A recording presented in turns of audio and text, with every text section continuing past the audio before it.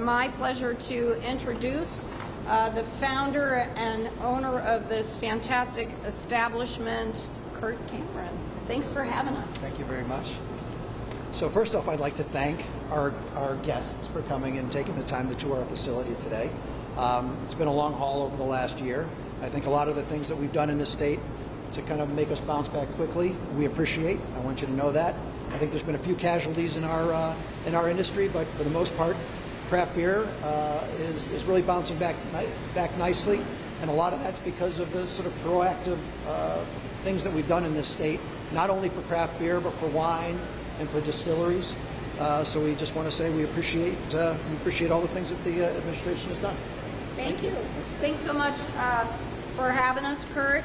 And Governor Lamont and I are so pleased to be here to make this announcement about a tax cut. This is great news for craft breweries in the state of Connecticut. In 2020, craft brewers brought $3 billion in economic activity to our state. So I'll just say that again to let it sink in. $3 billion in economic activity. And that is because we have 120 craft breweries across our state. Some towns and cities are lucky to have multiple craft breweries. And while we have 120 right now, I always like to say that we have dozens more in the hopper. All right, that was my punchline. And the reason that that's important is because craft breweries are economic drivers and they're great employers. They employ almost 18,000 people across the state of Connecticut, and in the brewery Thomas Hooker that we're standing in now, they employ 50 people. And we are very happy about how well craft breweries have done. I will tell you that I visited a craft brewery that was very optimistic. It opened in Milford, and on the day that they opened, they sold out their entire stock of beer in one day simply by people driving up to pick up beer in March during the height of the pandemic.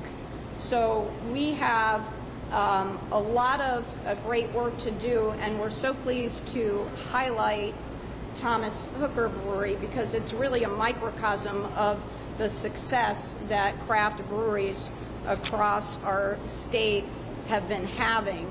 And I'd encourage everybody to think about visiting craft breweries this summer. I probably don't have to encourage it, but we have this amazing craft brewery trail. There's a beer trail in Connecticut, and if you want to see a list of all of them, you can go to our Department of Economic and Community Development website to do that.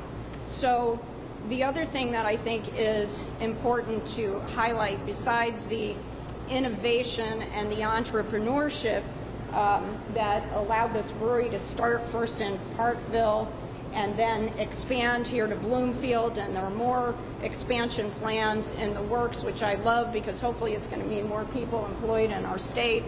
But this is also, I think, an important thing to highlight about our state budget. We had a state budget that was supported by a bipartisan group of legislators. 31 of our 35 state legislators supported it. We didn't increase taxes, and in fact, like the tax that we are highlighting today, we actually cut taxes for people in our state, and we're really, really proud of that. So with that, it's my pleasure to ask our tax commissioner, one of the most popular people in our state, Mark Boughton. That was a joke too. Thanks. It's tough to be the tax commissioner because you don't make a lot of friends, thanks to Governor Lamont. But anyways, look, it's so exciting for this leadership team to be here, led by our governor, who had the vision to be able to put us in one of the most competitive places we can be when it comes to breweries. In particular, during this session, we cut the excise tax from 23 cents to 19 cents. In addition to that, we eliminated the sales tax for those peer-to-peer sales that are going on. So what does that mean?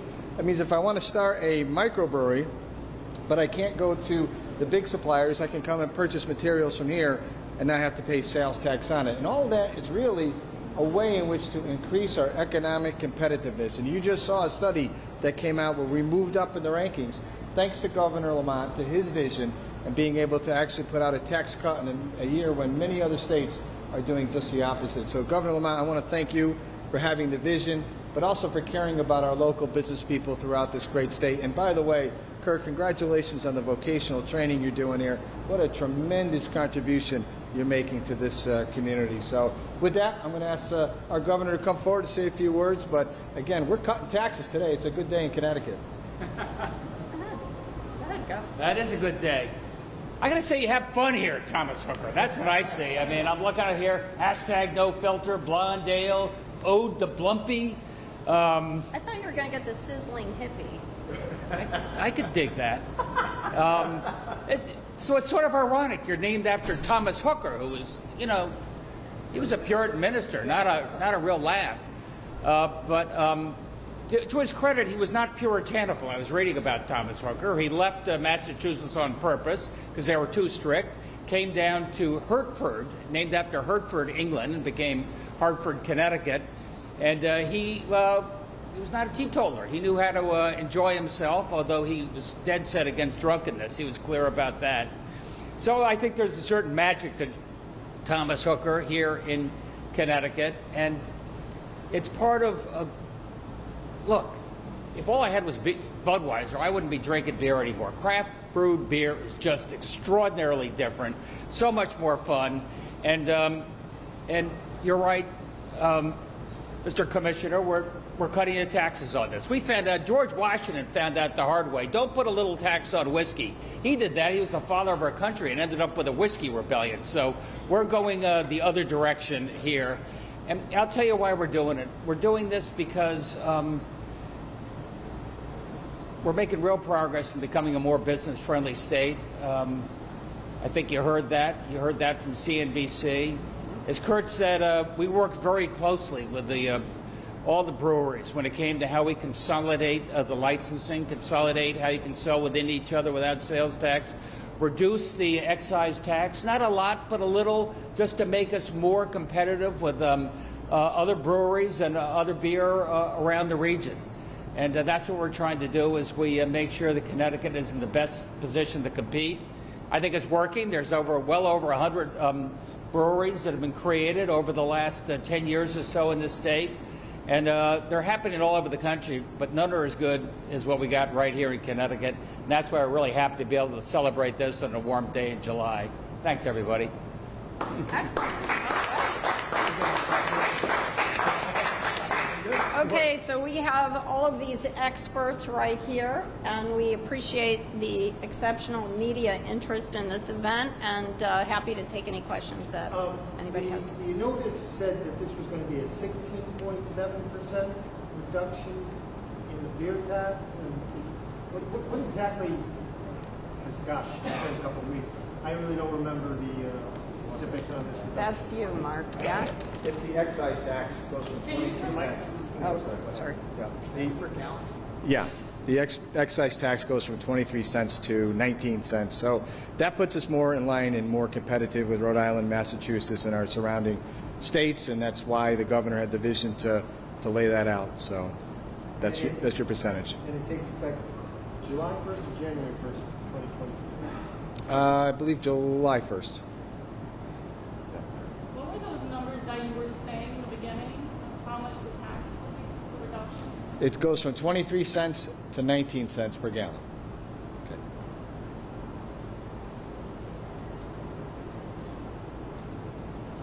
Any other questions on beer? No.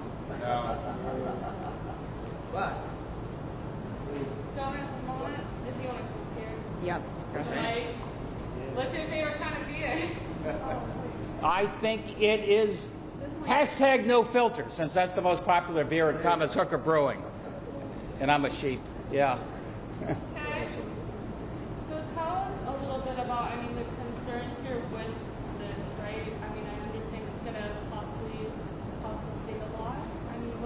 is your response to that? My response is it costs the state a little bit in terms of current tax revenue, but that's nothing compared to what we can do by making sure that Thomas Hooker can grow right across the street, which is what their plan is right now, to come out with either more craft brew beers or a variety of beverages and expand what they want to do. At the end of the day, they'll be winners, and Connecticut will win for their success. Governor, on the extension of the powers, you've been pretty firm about trying to bring the public along, right, to have everybody kind of be on the same page. But Connecticut today is now a bit of an outlier. It's marked, it still is under a state of emergency. There are other states that still have given their governors extraordinary powers, but they are no longer formally under an emergency. So, did you give any consideration to a more narrowly drawn approach to whether it's to maintain certain of the orders as opposed to this blanket extension of the very considerable emergency powers? Well, we've narrowed the executive orders from 700 or 300 plus down to 10 or 11. So I think we've narrowed the scope of really what we want to do strictly in the name of public health. Broadly speaking, the emergency does help us in terms of revenues and support we get from the feds, especially when it comes to SNAP support. And but I was surprised. Just a couple days ago, there were protests outside the Capitol. You know, emergency's over, COVID is over. Well, nobody told that to COVID. And you know, today our infection rate is creeped up a little bit to 1.3. It was 0.9 yesterday. It was 0.5% just a week ago. We're still the best in the country, or one of the best in the country, but it just tells you we're not out of the woods. And I really appreciate the legislature giving me a little bit of discretion so we can respond quickly if we have to, if this Delta variant gets more dangerous. Well, can you give the public an idea of what would the conditions lead you to believe that we're out of the woods? What, you know, your message to the legislature laid out your reasons for why you want to continue this, why you think you need these additional powers, but you're still not able to convey to people exactly what would trigger a decision that these states of emergencies and these emergency powers are no longer necessary. Well, look at the facts on the ground. Infections across this country have doubled in the last 10 days, 2 weeks. Infections in the lower Midwest and those states that don't have as much vaccinations as we do are up by a factor of 10, Paul. So I think, in my mind, it's still pretty clear that we've got a little bit of work to do. It doesn't mean we're going to have to change the way we do business right now. It doesn't mean that Thomas Hooker, we're not going to be able to come in here and have a nice, cool Frosty when we want to. I think we've earned that as a state, but we may see what's around the bend, what happens in the fall. We had a flare-up last fall. Let's make sure we're prepared. Well, that's what I'm going to follow up with you on that. That's what happened last year. We had a good summer, and then there was a second outbreak in the state. You know, at what point do you make a decision on the next order? You know, September 30th is not that far away. Look, here's what I hope. I hope that over the course of the next couple of months, this Delta variant turns to be aberrant. It starts going down. I hope it wakes some people up, Paul, and that 30% of the population, 20% of the adults who aren't vaccinated yet. We're now over 80% of our adults, probably one of the very first in the country. That's why the Delta variant is not sticking in Connecticut the way it is in some other places. And I'd like to think that we're going to be in good shape this fall, but I also want to be ready if we're not. The most visible and I guess most contentious restriction still in effect deals with requiring masks for the unvaccinated, particularly students. So, again, I understand conditions could change in the next 2 months, but is your current thinking that you'll defer to whatever the CDC recommendations are in that regard, or will you be looking at more localized metrics of some sort? I don't know. I'll be blunt about it. I mean, you're right. The CDC was very clear, and they issued guidance just the other day, guidance, not a mandate, saying if you're unvaccinated, indoors, wear a mask. And as Paz says, that would include the vast majority of our kids K through 8. And by the same token, Canaan has virtually every one of their residents vaccinated, a few less here in Bloomfield and Hartford. So maybe there is some variability in how we enforce it or how superintendents want to use their discretion. We're going to give some pretty clear guidance on that in the next few weeks. We're still watching things because they're changing fast. Senator Anwar, so from doctors, one of the Democrats who voted no today, and when asked about it, he said that he doesn't think there needs to be a public health emergency in order to get people vaccinated. There's other mechanisms for doing that. Can you kind of elaborate on your decision about negotiating vaccine contracts as part of your reasoning, but vaccines specifically, why there needs to be some kind of declaration? We want to extend the appeals period for the evictions, through the end of this month, rather than stop, say, on July 20th. Right now, it looks in Israel. I just met with the ambassador from Israel. They're giving booster shots with Pfizer for people there because of the variant. Is that going to happen in the United States? I don't know. They're probably going to have booster shots and more immediately shots for younger kids, K through 12 years of age. What are we going to do on that? How are we going to handle it? I think you need a little bit of flexibility to be able to take care of people and make sure they're safe.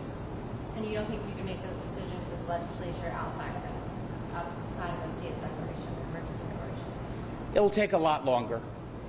But look, there's a process. They don't like anything I'm doing, they could veto it. They were in session since January. They had the option of vetoing anything they wanted to if they didn't think it was right. Now we have an expedited process where 8 or 10 of them can sit down and say, I don't think this is the right way to go. So I think there's still a pretty good check or balance, but I really appreciate the majority of the legislature giving us a little more discretion for a little bit longer to keep you safe. And then I have a Buzz Pill question on beer. How do you see the tax break driving with the message from public health officials that drinking was way out in the pandemic? That Thomas Hooker said drinking's okay, but do it responsibly. And I think that's what Thomas Hooker's all about here at the Brewing. There's also some concern still about, vaccine mandates for children. Obviously, you guys are still waiting. I think last week or Bristol, we were talking to you. I believe you and the Commissioner of Public Health indicated there might be something coming imminently from CDC regarding that. Any update on when you think? I think it's at least a month away, and probably when it comes to vaccines for kids, it's probably not until this fall. Obviously for high school students, they're eligible. I was surprised that Tennessee said no. You can't encourage high school kids to get vaccinated. You can't bring a mobile vaccination van to a high school. I thought that was shocking. At least give people that option. In terms of rising rates in Connecticut, which would attribute this to most? Delta variant coming to Connecticut or a lack of vaccinations?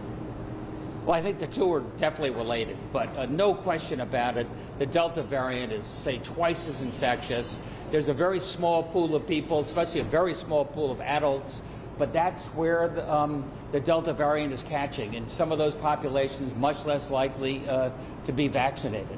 So I hope this is just a reminder. Those 20% of folks who aren't vaccinated, here's your chance. It's more important than ever.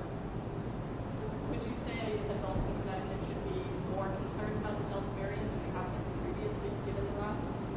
I would think so. Look around the rest of the country, right, Susan? Yeah, I mean, absolutely. It's spreading fast. It is doubled nationwide and quadrupled in a number of these other states in 2 weeks.